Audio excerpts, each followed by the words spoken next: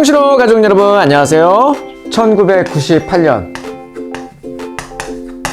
7월 아주 뜨거운 여름이죠. 유난히 폭염으로 뜨거웠던 그날 프랑스는 전 지구상에서 가장 뜨거운 여름을 보냈답니다. 개선문으로부터 콩코르드 광장까지 꽉 들어찬 그 인파가 뿜어내는 열기 때문이죠.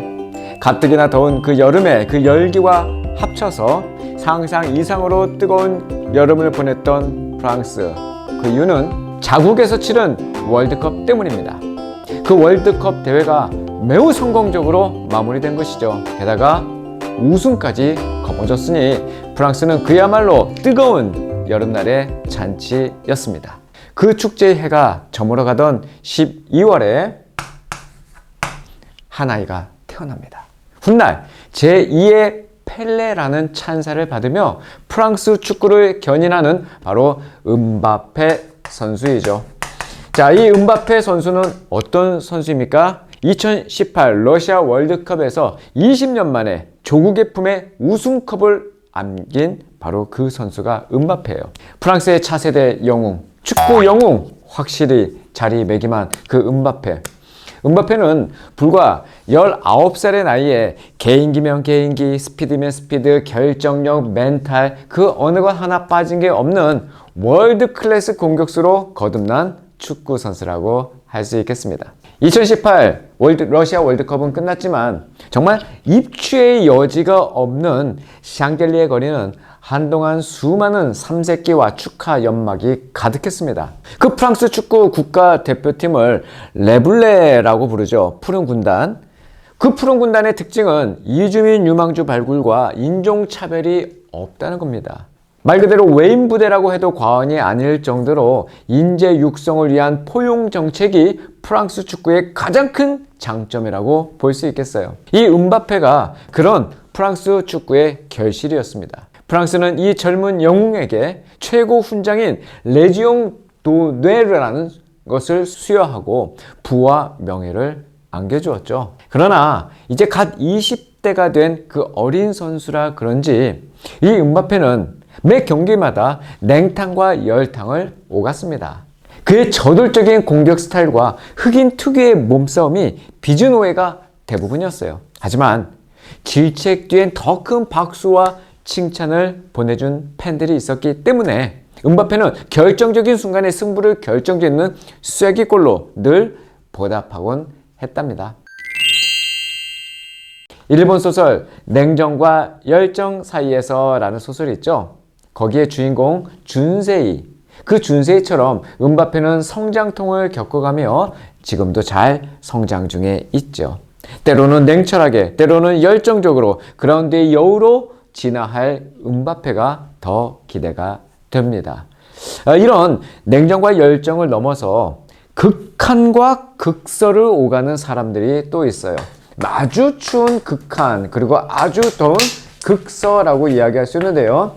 여기를 오가는 사람들, 바로 달인 김병만을 필두로 극한 상황에서 생존을 해보는 예능인들이 바로 그 주인공입니다. SBS 예능 프로그램 정글의 법칙은 해외의 무인도나 정글 등 인적이 드문 곳에서 의식주를 직접 해결하는 노하우를 담은 재미있는 생존 서바이벌 예능 프로그램이죠. 몇 년 전에 방송이 됐어요. 남극 생존기에서 이 족장 김병만이 남극점 베이스 캠프에서 아주 재미있는 장면을 하나 연출했습니다. 혹시 기억나시는지 모르겠어요. 카메라도 꽁꽁 얼어붙는 그 극강의 추위 속에서 김병만이 뭘 했냐면 뜨거운 물을 하늘에 갑자기 확 뿌린 겁니다.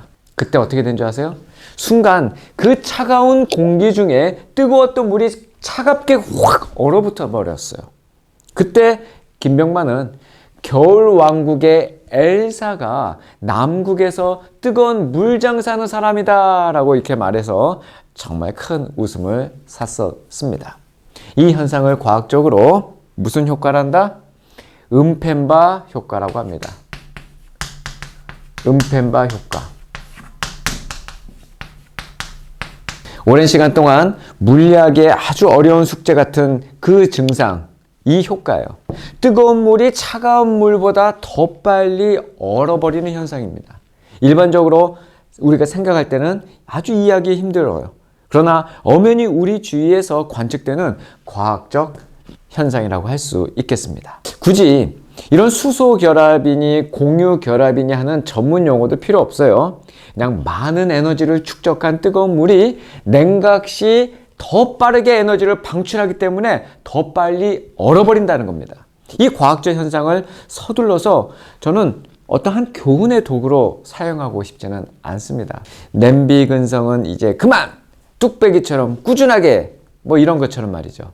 다만 먼저 된 사람이 나중되고 나중된 사람이 먼저 된다고 하신 예수님의 말씀은 살짝 적용하고 싶긴 하네요.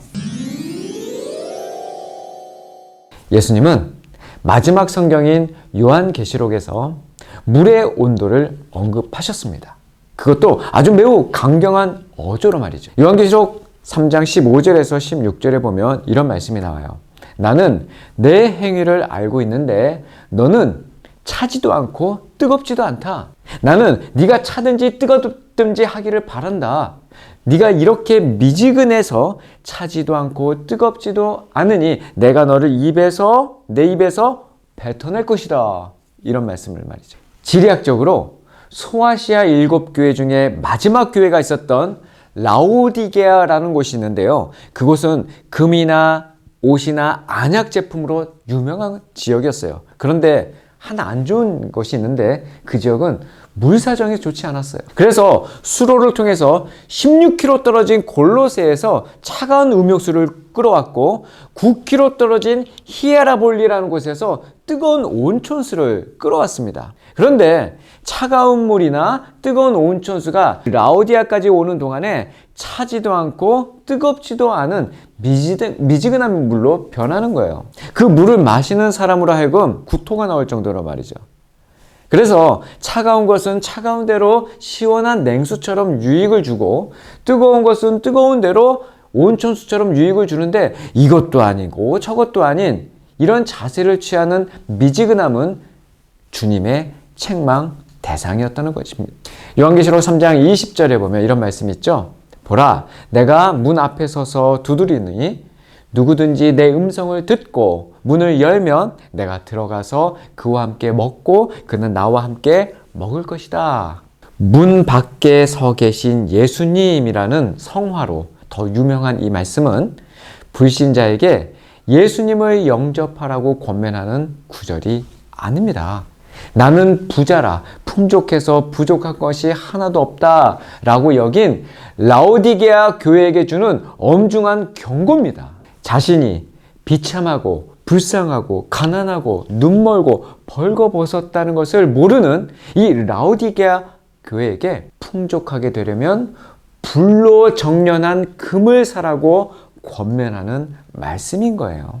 수치를 당하지 않으려면 열성을 내고 회개하라는 그 주님의 돌직구를 내게 주신 말씀으로 받아들여야 하겠습니다. 이생의 자랑과 안목의 정욕 사이에서 이도 저도 아닌 신앙으로 스스로 부유하다고 안주하고 있는 이 라오디게아 교회처럼 주님과 세상 사람들에게 구토 유발자가 되지 않기 위해선 여러분 다른 방법은 없어요. 견고한 믿음과 옳은 행실과 영적 분별력을 갖추어서 주님 만났던 그 첫사랑을 회복하는 그 방법밖에는 없다는 것입니다. 요한계시록 3장 22절 귀 있는 사람은 성령이 교회에게 하시는 말씀을 들어라. 다음 시간에 만나요.